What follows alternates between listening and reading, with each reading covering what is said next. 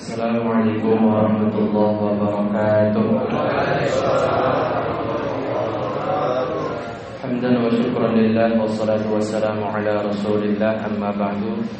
Langsung baik, tidak usah panjang lebar. Malam ini kami akan membahas secara singkat masalah Lailatul Qadar.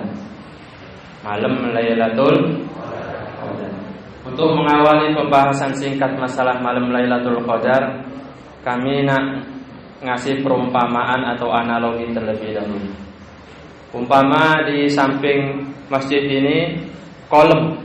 Umpama di samping masjid ini kolam. Di dalam kolam itu ada ikannya. Ikan apa iwak yang benar? Iwak.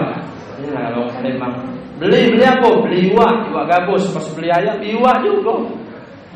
Jadi iwak yang benar. Umpama di kolam samping masjid ini ada iwak 1000 iwak, 1000 ikan. Ada dua wong yang kepengen dapat ikan di kolam tersebut. Wong pertama kepengen dapat ikannya dengan cara pakai pancingan. Wong yang kedua pengen dapat ikannya pakai cara jalo, pakai jalo. Tahu jalo? Jalo, jala apa jalo? Jalo. Bukan jalo untuk itu tuh, jalo untuk ngambil iwak itu nah. Jangan caca tak tahu itulah. Iya. Uang yang kedua pakai jalo. Jadi uang pertama pakai pancingan, uang kedua pakai jalo.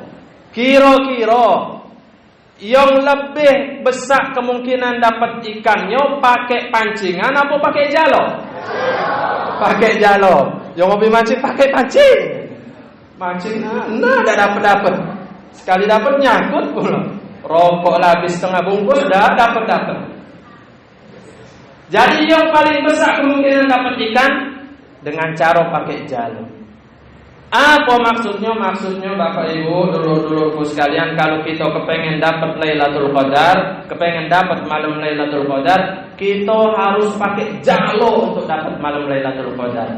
Apa jalonya? Yakni dengan memperbanyak amal soleh di bulan Ramadan. Bukan cuma puasa tok.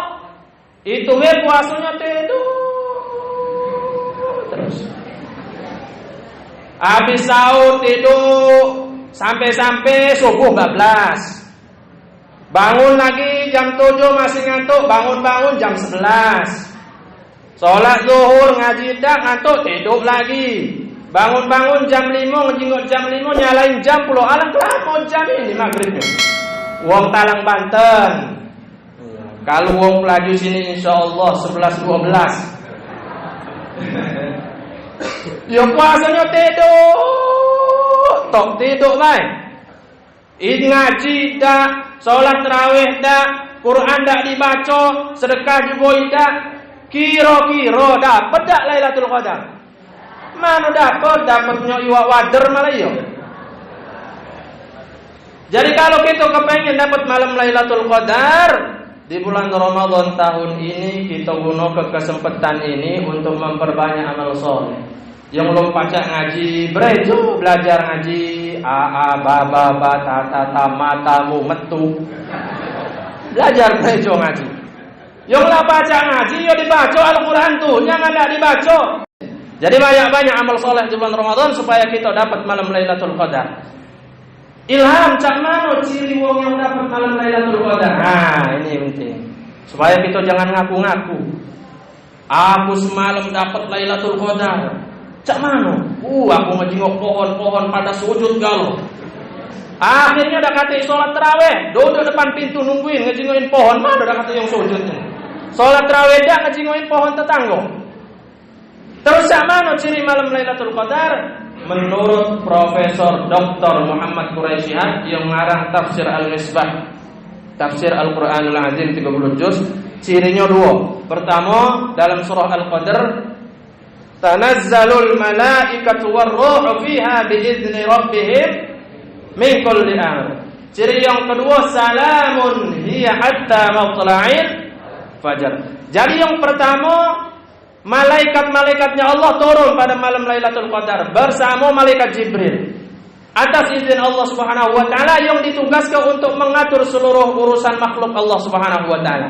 Nah, kita ini tidak pacak jengok malaikat. Ini bahasan malaikat ini panjang lebar sebenarnya. Malaikat itu pacak berubah wujud jadi manusia. Jadi kalau ada pedagang pempek panggang lewat depan pintu nawarin pempek, tidak kenal, bisa jadi itu malaikat. Tapi kalau pedagangnya makan pempek, mana ada itu. Malaikat mana ada makan pempek panggang. Panjang penjelasan tentang malaikat ini. Tapi intinya kalau kita tidak ketemu dengan malaikatnya Allah, kita masih bisa tahu dengan ciri atau sifat dari malaikat tersebut. Apa sifat malaikat? Ngasih bisikan ke kita. Bisikan ini ada dua, Bapak Ibu. Ada dari malaikat, yang kedua bisikan dari setan. Cak mana untuk mengetahui bisikan ini dari malaikat atau dari setan? Dari bisikan tersebut. Kalau bisikan tersebut ngedorong pribadi kita untuk melakukan amal kebaikan, maka itu bisikan dari malaikat. Kalau bisikan itu ngajak kita untuk berbuat maksiat, itu bisikan dari setan. Contoh gampangnya, umpama Bapak Ibu pergi ke pasar Pelaju sini, tiba-tiba di jalan ada dompet. Di dompet itu tersinggung ada warna merah, betul. Kira-kira dompet itu yang tak kata pemiliknya diambil apa tidak? Diambil. Diambil untuk dijenguk siapa yang punya, apa diambil untuk THR ini lebaran? Nah, itu berarti bisikan dari setan rojim itu.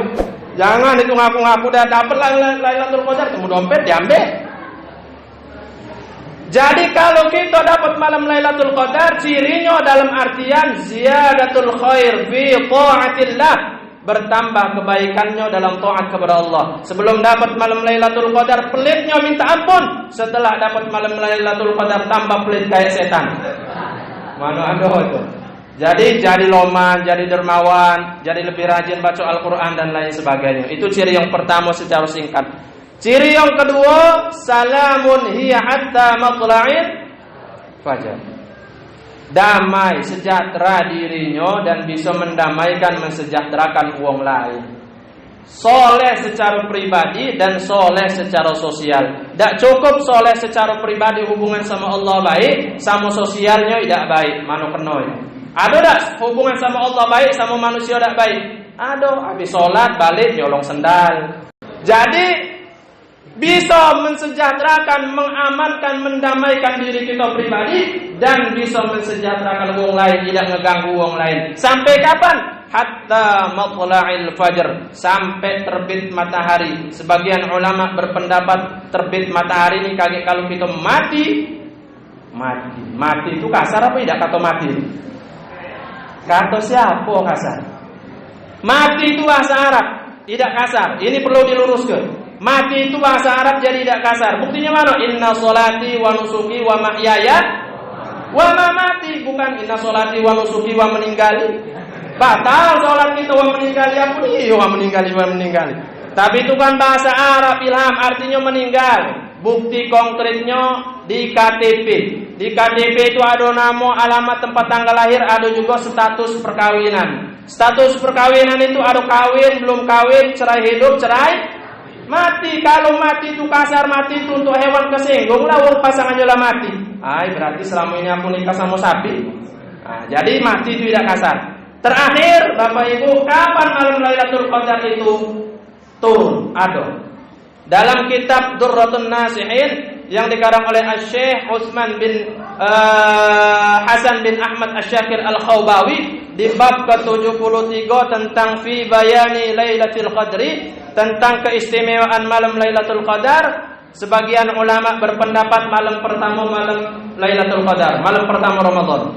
Pendapat yang kedua, malam Lailatul Qadar itu malam ke-17 Ramadan. Kaget, malam ke-17 Ramadan. Dan yang ketiga, waqala al-aktsaru, dan pendapat yang paling banyak tentang malam Lailatul Qadar, yakni malam ke-27 Ramadan. Kapan pastinya? Wallahu a'lam. Dirahasiakan sama Allah supaya kita fastabiqul khairat, berlomba-lomba dalam kebaikan untuk meraih yang namanya malam Lailatul Qadar. Jadi jangan malam ganjil salat, malam genep dak salat, malam ganjil salat, malam genep dak salat, dak terkena. nak menci malam Lailatul Qadar baik. Mudah-mudahan bahasan secara singkat tentang malam Lailatul Qadar ini bisa membangkitkan semangat kita lagi untuk beribadah di bulan Ramadan. Kalau sekiranya semangat kita mulai kendor, bangkit ke lagi. Mulai hilang, bangkit ke lagi. Mulai berkurang, bangkit ke lagi. Anggap Ramadan tahun ini Ramadan terakhir untuk kita. Karena udah kasih jaminan tahun depan kita masih pacak ketemu apa tidak dengan bulan Ramadan. Kalaupun pacak ketemu, belum tentu juga kita pacak ngejalan ke puasa Ramadan di tahun yang akan datang. Naudzubillah wal iyadzubillah.